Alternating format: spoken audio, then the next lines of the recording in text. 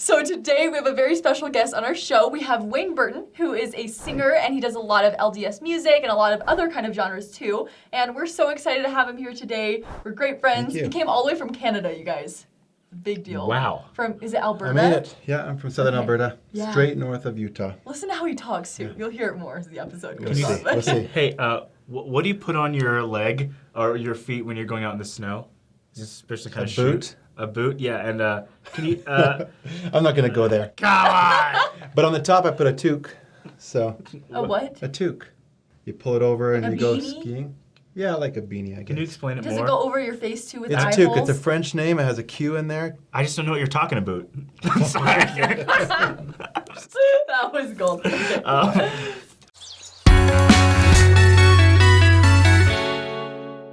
Well, actually, just a plug, you are featured in this by the voice of my servants. A really, really great CD. And you're singing along with David Osmond, Haley Anderson, Madeline Page, who Instagram keeps telling me to follow, Rebecca Lopez, Mercy River. I mean, this is great. Yeah, it's a project that's based on conference quotes.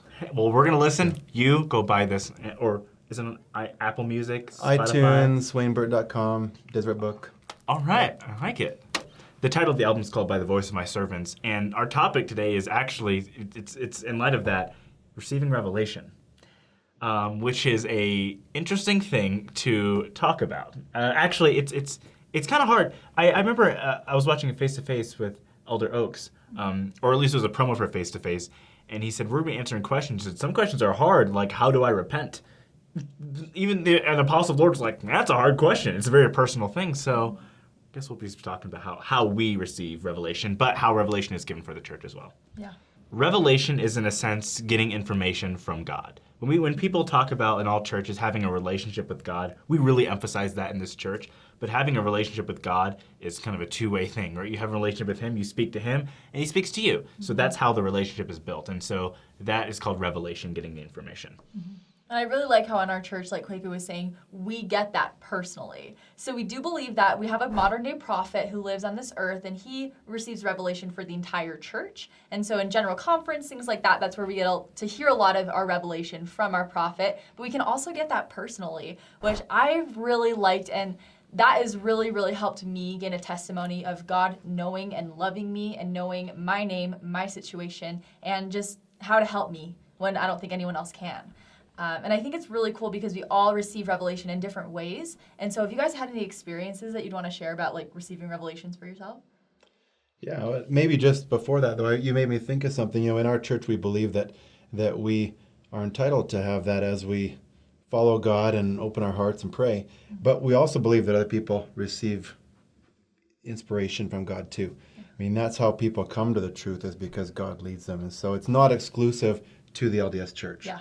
But we do have a prophet that is a big difference from other churches. Mm-hmm, yeah. And I think that when God speaks to a prophet, which is essential in every age of the earth, that prophet is bringing a message from God, and that's for God's children. So that's for the members of the church, but that's why I guess we're missionaries. We want to tell people because the message is actually for everybody. Yeah. Coming straight from God. Yeah, revelation comes in an interesting way. So for some people, it's a still small voice. They just can hear not an audible voice, but they can just hear almost like a mental voice. So there's an interesting thing. Whenever I feel the Spirit, my nose burns and my eyes tear up almost every time, which is really strange. Because it's like they're connected. It's not like random. Like your nose is gonna burn, then your eyes. Like that's just how it happens. But like whenever I notice something or I feel revelation, I feel a message has been sent to me. I'm always like, it's beautiful. And then, like I don't know, that always happens. Is it like you crying, or is it different from that too? Well, sometimes I'm crying, but sometimes it just tears up and I like make you go away because I'm like in class, I'm gonna start crying like a random person, during a chemistry class. Oh, the particles, like it's not how it happens. So that's a lot of times how it happens for me, and it's always distinct. A lot of people have trouble recognizing whether it's a spirit or whether it's not. I'm lucky. I haven't really had that kind of, or maybe I'm just not paying enough attention. So maybe there are times I'm like, maybe it takes a lot for me to, I don't know, but in my life, I usually I feel it in my heart a lot. And and for some reason the reaction is my eyes water and my nose burns. I don't. It's very very strange. That is strange. Yeah. It's a good strange. Yeah, good thing I'm brown. My nose is, you can't see my nose turn red. Well, for me, I do get a lot of the usual kind, maybe the most common, where people feel just this burning in their heart. Sometimes it brings tears to their eyes. And I remember even as a kid, in our church we have a testimony meeting once a month, and that's where people can get up and share what they believe, and we just kind of share in our faith and the truth. And I remember, 13, 14 years old, just being overwhelmed by all these things that I was hearing that I knew were true, and just kind of sitting in the corner trying to lay low, because again, you get kind of teary-eyed and things, and for a young boy, that didn't want people seeing that. But that's continued in my life, at those special times. But I also think there's so many other ways, and for me, one of the ways is getting into the scriptures.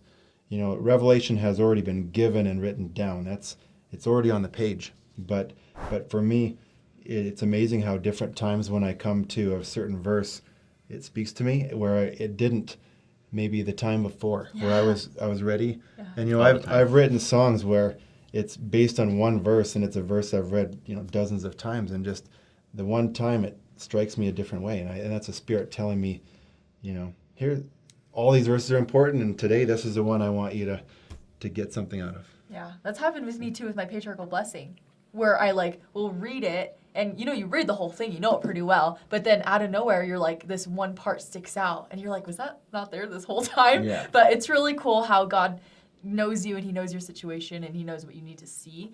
And for me, receiving revelation, I don't have an eye thing or a nose thing or anything like that. And so I just want people to know that's not everyone has to have that reaction to it. So, because I don't have that reaction. I don't know, when I feel the Spirit, I just feel peace and calm.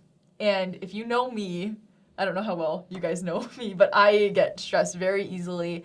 I feel like I'm a perfectionist. I want to have everything perfectly organized. I want to know exactly what I'm doing with things. And it's not very common that I have moments where I'm just peaceful and have this calm feeling. But when I do feel that, I know it's the Spirit. And another thing about me is I'm pretty impatient, but sometimes the answers don't come right away. If I'm praying about something, that revelation doesn't always come instantly. And I've noticed in my life, sometimes it comes at times where I'm not even really expecting it. So let's say I'm praying about something very fervently and for a long time. And then maybe the next week, I remember one time in seminary, I was just sitting there, and it wasn't even something that my teacher was talking about, but the answer just came to me. And I think I was just praying a lot. I had a lot of faith, and I was doing the right things, and the answer just came.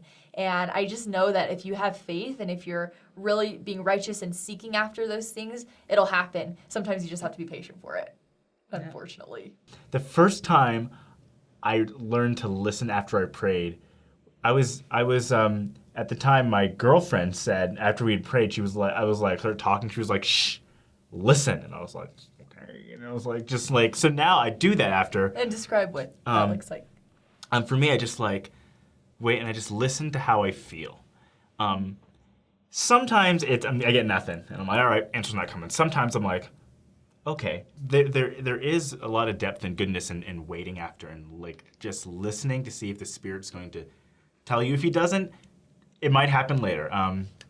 That's what I feel. One really cool illustration that Elder Bednar has a talk that he gave, and he talks about how we receive the Spirit, how we receive information, and he says it can be like a light switch. So you got a dark room and you flick the switch, it's just so blaringly obvious.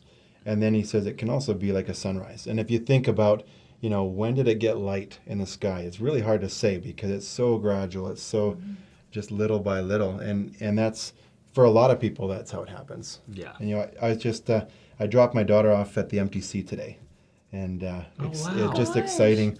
I don't feel that old really, but she's going to Pittsburgh. Yeah. Oh my gosh, I didn't even know that. So we drove off and gave our hugs and said goodbye today, and just thinking back to when I was in that same place, I got there, and within the first few days, there's just so many powerful talks and conferences and things, and the one night I just thought, I'm going to pray and just say I need to really be reinforced. Do I know that this is true? And just kind of my own personal prayers at night.